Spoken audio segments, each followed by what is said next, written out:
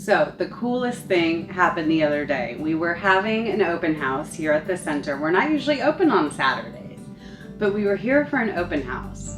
And a young lady walked in the door and she said, I was just driving by with my 11-year-old son, and I told him we had to turn around and come back here so that he could meet the people that saved his life 12 years ago.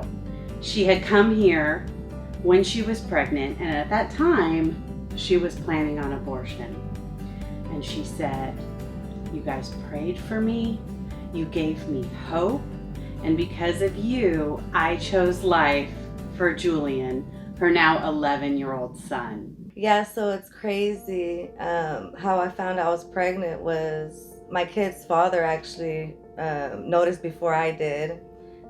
I kind of missed my period. He's like, you haven't started your period. And I was like, oh, I haven't. So he got the pregnancy test. And then when he got the pregnancy test, sure enough, it was positive. And at that moment, how I was feeling, it was like a blank feeling, like no feeling at all. Like I didn't know how to feel. It was like, is this really happening? Since I was younger, I didn't want to ever have kids. My mom, she had a lot of kids and she didn't take care of them. And I kind of got raised by my grandparents. So I didn't want that to happen until I was like financially stable and I got my career go. I already knew that as a kid, and it's kind of sad, but I knew that I didn't want my kids to go through kind of what I went through, you know? Because if I can't take care of myself, how am I going to be able to take care of another kid or a kid, you know? So that at that moment, I'm like, oh my goodness, because we had an apartment, but we were barely making it and ramen noodle all the time and always arguing because there wasn't enough money. So it was just like, dang, this is going to be tough, you know? I was curious, now so many years after her appointment, like what would she remember the most? What stood out to her?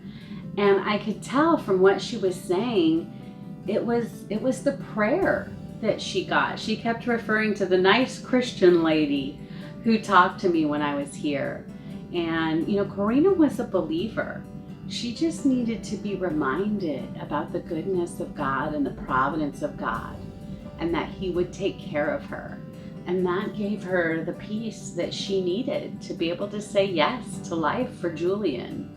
After the appointment, my feelings started to change because, you know, I seen the heartbeat. Yeah, I feel so bad now, you know, just even thinking about it, about not having my kids. And believe it or not, the year right after I had my first, I ended up having another child. Now my boys are 10 and 11. Yeah, I don't know where I would be without them, honestly. They've made me into a better person. A way better person. If I could go back, I would say to myself, you got this and God got you, you know, like he's made it this far in life because I didn't know what I was doing. I didn't have parents really, so it's like, how do I do this? But I've made a way and he's changed me for the better and just who I'm supposed to be for him and changing me into a role model. It's meant everything.